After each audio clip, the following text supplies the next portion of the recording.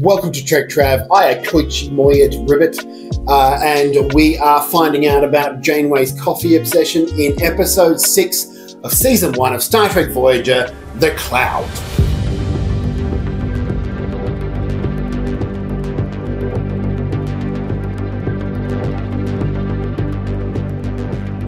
And the only real storyline about The Cloud is that it's a cloud. Yeah, it's a cloud. There's some cool colors. This is one of those episodes I've talked about before where space thing is background and everything else is foreground. Yeah. I think it's the first episode of the season that it does that. There's bits of this, like it's overall like an average episode, but there's bits in this I really like. Yeah, I feel like it was them trying to figure out how they were going to do it. Well, at the beginning, I enjoyed the Janeway sort of feeling a bit isolated and alone. Yeah. I liked the fact that the crew members were they're unsure how to deal with each other. Like, I enjoyed that element of it. Neelix's coffee sludge. Yes. It's not even sludge. It's bloody...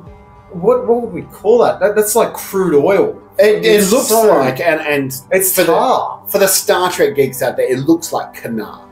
It looks like the Cardassian alcohol Kanar. But I think that is why they did it. So they discover a giant nebula which has traces of energy they need, Omicron energy, and Janeway immediately gets excited at the coffee.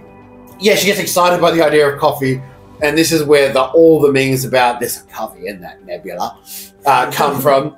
Then we get Chakotay's. It was the first introduction of her coffee obsession. The first introduction of Chakotay's questionable Native American culture base. Yeah. The medicine kit or medicine pack. Yeah, but I feel like that's like very 90s. Like it was very much at the time. Like I remember 90s. A lot of TV shows of that time having a lot of references to Native American shit. The only other reference I can think of with a Native American person in it is Poltergeist 2. He also has a medicine pack, and he also King of the Hill. I did not watch King of the Hill. How am I going out with you? Oh, I'm sorry. You lived in Hillbilly Hicksville. I didn't. Anyway, so the episode also has Janeway's walking around the ship. There's when she goes through engineering, B'Elanna's sort of nervous, and she's like, "Oh, I didn't know there was an inspection," which I liked. I like her relationship with Chakotay as well.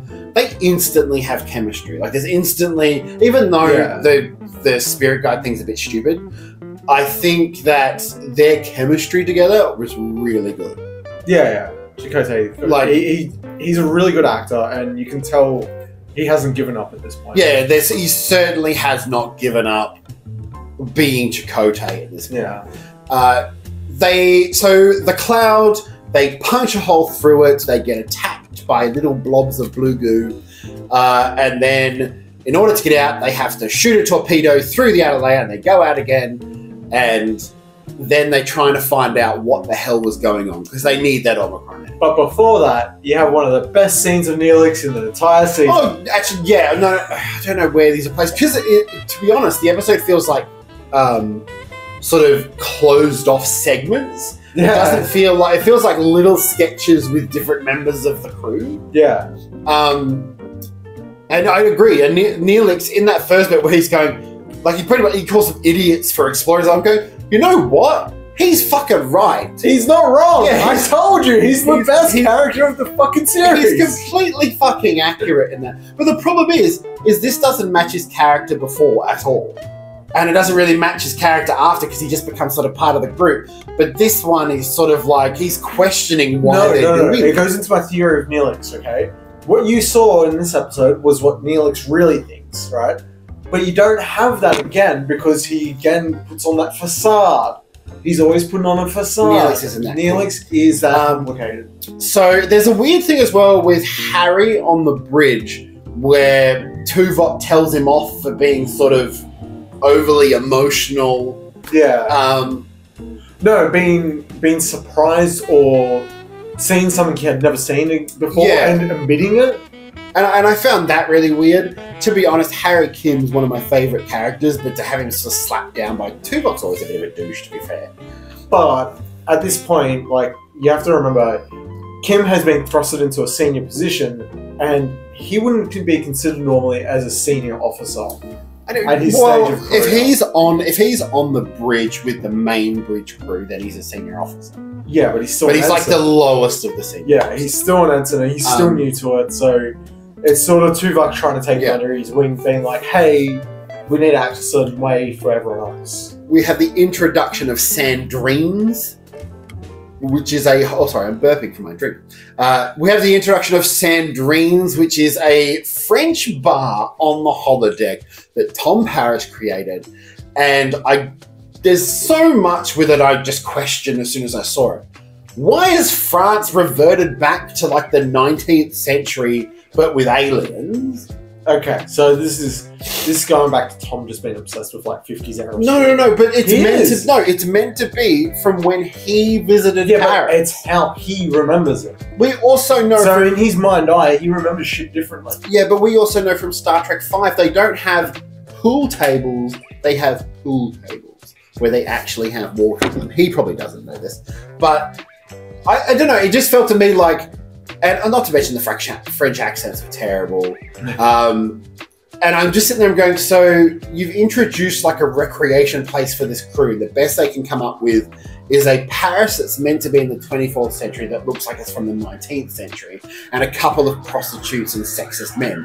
It just seems, I get that it's like meant to be like a fun locale, really cool, but it's not. So in France, we learn that they have pickpocketers who pickpocket and then give the money back, and then it's only sometimes. And there's just a lot of weird stuff around France in regards to Sandrine. Yeah. Like, do you know what it reminds me of? And I don't know if you've ever seen this program, but it reminds me of Hello Alone, which is an English program where the whole story revolves around a French restaurant during World War II with an owner of a restaurant cheating with his waitresses, and they all speak like this because we are French. Yeah. No, we must wait until the war is over. But the war might go on forever. No. The British will set us free one day. It may take years, but they will come. Hello? It's the word, and I just sit there and I'm going, why? There's just so much. There's a lot around Sandrines, and I know that it appears later on, and I'm just not it's interested. continuous. It's continuous. He also throughout says the first couple of seasons, that's the place. Yeah, but he also says that like there's a spy woman or something he talks to. He puts in every program. Ricky. I don't think she turns up again. I don't think Ricky's ever like brought up again. I think she might have one episode, but it's not really memorable. I can't remember. I have no idea. Yeah, we're just going to find out next week. But in regards to the Cloud, they find out that the Cloud is most likely living. How do they find this out? B'Elanna does some spinny stuff on some samples, which looks like jizz. She takes it to the doctor. The doctor analyzes the jizz and finds out that it's probably alive. With whoop-de-doo, Nebula is alive. I feel like there's a lot of Nebulas in Star Trek which are alive. Yeah, no, particularly in Voyager, I feel like that's the thing. Also, why would a nebula have biology similar to ours? Why would their goo turn into cum?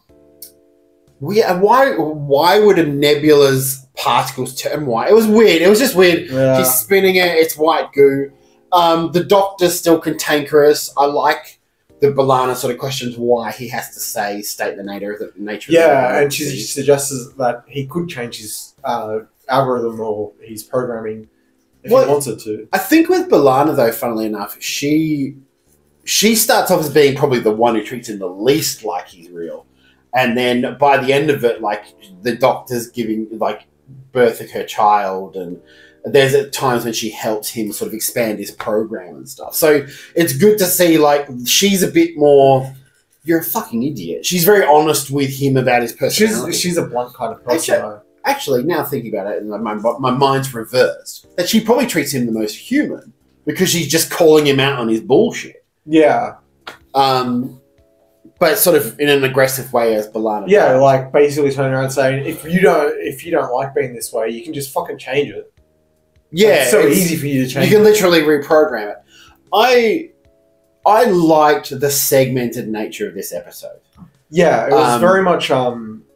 What's that episode of The Simpsons where they have separate stories? Yeah, it's like little separate stories. Like I like the fact that Neelix literally gets angry because they go back inside this nebula and goes to see Janeway, and Janeway pretty much just goes, "Get over it. We're doing this. You can leave afterwards, but at the moment you're stuck with it." Yeah, and then she Um, makes a reference to Jonah and the Whale. And, Yeah. and Neelix is just confused. Well, that's by it. that. I'm sitting there going, how's he supposed to know who He Jonah doesn't. and the Whale He is? clearly And then he doesn't. walks out and looks at two like, Jonah and the Whale? What the fuck? Do you know what's funny? Those kind of moments are what Star Trek doesn't do often, and I really like when characters don't get the references, because you wouldn't. No, there's no way. Um, There's no way a guy, how many million? yeah, like, he wouldn't get the Light years references away? at all. Like- Like anything that's like a metaphor or an anecdote from an Earth thing would not actually do anything. He'll just become. Yeah, it's Fuck. I think Kess wasn't in this episode very much. I definitely enjoyed Neelix. I think other than the Akuchi Moya stuff, which is every time I hear it, I just think of 1,000,001 memes. Akuchi Moya and stuff like that. But I like seeing the beginning of Chakotay and Janeway's relationship. Yeah. I think there's also that really good scene where the Doctor is trying to talk and trying to Oh, say things to yeah. the bridge, and Janeway's just like, mute. Yeah, she mutes him, and then And you he's see just- him behind, just looking fucking angry because they're not listening to him. Like, there's a lot of little moments where it was quite amusing. Yeah. I think that by far, this one's the one that sort of showed the characters really well. Yeah, it's the beginning of it saying, hey, this Star Trek's going to be more about character development. Yeah, but it very much, like, I can't think of a Voyager episode with a cloud in it that isn't like that. But so when they go back in, they have to figure out how to help this nebula, and they basically become sutures and sew the thing back together, and they're using thrusters. I did like, she says in this episode, they say we got 38 photon torpedoes, and she goes, no way to replace them if they're gone. So for 7 seasons, they used less than 38 torpedoes? Okay, so they've used one now. So we're going to have to keep 37. count. We're going to have to keep count. I'm not going to remember that by next week. You know what? But- I'll write it down. But it's just one of the... No, but didn't you... Like, when she said it, I've gone... So how do they replace the torpedoes? Like, they must build a torpedo-making facility on Voyager or something. Yeah, I don't know. I don't think it's ever explained. I don't think that they can. I don't But think they would have the technology to make those. But I like in these early episodes that they're talking about the struggle. They don't have enough power to use the replicator for coffee. They don't have enough torpedoes. It's like, you want to see the shit show where they're in a battle, they've ran out of torpedoes, and they're like, well, fuck, what are we going to do? But we never get that. No. And then, then it's the old shuttle thing with Voyager as well. Like, how many fucking shuttles crashed in Voyager, and they just replicate new ones? Yeah, it's like the thing with that sort of thing is like, I don't know if A, they would have the energy resources to be able to just replace shit like that. B, would have, like, in what right mind, if you were like a Starfleet commander or a Starfleet like admiral or something, why would you allow a ship to be designed that can create more photon torpedoes? Well, it would make sense. Why would they be able to do that? But they've got replicators that create food and stuff, so it makes sense that they could create photon torpedoes. Yeah, but why would you allow it? Like, it doesn't make sense because that seems like a massive. In a security military risk. situation, you don't want your ship to run out. 38's not very many torpedoes. That would be enough, though. They're quite powerful. Yeah, but Voyager's... So the difference between, say, Voyager and the Defiant or Voyager and the Enterprise E is Voyager is like the Enterprise D in that it was designed for exploration. Yeah, no, it's not It was designed, designed that for shit. scientific purposes. So I don't see why they couldn't come up with a way to create these things. Because the transporter is essentially the replicator and stuff like that anyway. Yeah, I guess you could make it work, but at the same time, it's kind of hard to believe that they would allow it. But I also know that they do not bring this up again, or at least if they do, it's not like it, by the end of the series. There's nothing. I think there's that one episode, but that's about it. Well, And then that episode's its own thing. We'll get there when we get there. So they save the Nebula alien-y creature thing, and then Janeway decides to join them in Sand Dreams, and then she gets flirted with by the Gigolo. And Janeway is weirdly flirty when she meets like men who are flirting with her. I did like, do you know what, it was at the beginning of the episode. I did like that Neelix was like, oh, you're looking particularly beautiful today. And the way she reacted was like, oh, stop it, thank you. Like it was a really like, almost felt like a genuine moment of, oh, I needed that compliment. Yeah, I've had a bad day. Yeah, it's. I think this, out of all the episodes, particularly for a few crew members, felt the most real. Like they felt like real characters. I don't think for Harry, like, why did we have to learn that Harry can remember being in the womb? Yeah, it's a bit of a weird one. But then it's like sort of going to that thing that he's actually really smart. But if he's really smart and he's been in Starfleet and like an actual ensign for like 5 years, why has he only been an ensign? He's an ensign for the whole of the 7 seasons. No, and he's been an ensign at this point, he's already been in Starfleet for 5 years. Has he? Yeah. He might be but he might be a full ensign, not an ensign junior grade or something. I don't know. Yeah, but how the fuck did fucking Wesley Crusher surpass him quicker? Because Wesley Crusher was a genius. Yeah, but clearly fucking Kim is a fucking can genius I just too. say, Clearly. And I will say this again and again. Harry Kim, Garrett Wang, is very attractive. Yeah, he's pretty like hot. you like Tom Paris, but Garrett Wang for me is so much prettier. He's sweet, he's kind, he's dumb as two nails when it comes to relationships. Yeah, I don't know. What? But yeah, I enjoyed this episode. I think the science fiction element of the cloud was fucking stupid, but it was boring. Yeah. But this episode was about those characters and their interaction. Yeah, it was a character development episode, which, to be fair, episode 6, it kind of needed it. Yeah, definitely. I think this one's focused more on Janeway's loneliness, but it also sort of fed into how everyone's dealing with it. And I wish they did more like this. Yeah, I think they do, but they don't do it that often. Like, it's used very sparingly, this sort of thing. I feel like the Delta Quadrant becomes sort of just a same as TNG. They're just flying around exploring stuff. But there's elements of that there. Yeah. Like, so, what did you think about Star Trek Voyager Season 1, Episode 6, The Cloud? I feel like Akuchi Moya just makes me think dirty things. Yeah, it's another one of those episodes where it's a total filler episode. I feel like, to me, it's a filler episode, and it's there. I understand why it's there. It has some really great moments, but the perception for me is you got to remember they're doing. I think the first season's only like 14 episodes, but most years they're doing like 24, 26 episodes. Filler episodes are just everywhere. Yeah. And I don't think that it's a bad episode. It's one of the better filler episodes this season. Like, there's been some bad fucking filler episodes. Like, I think, what was it, episode 3? I don't know. Where they literally just have humans as aliens. No, bad filler episodes. Bad filler episodes are when I'm doing my Enterprise reviews, and you get to episodes like Sleeping Dogs, which I've tried to record, but it's a dull episode. But thank you for watching. Like, comment, and subscribe. He has been Ribbit. And he is my Akuchi Moya.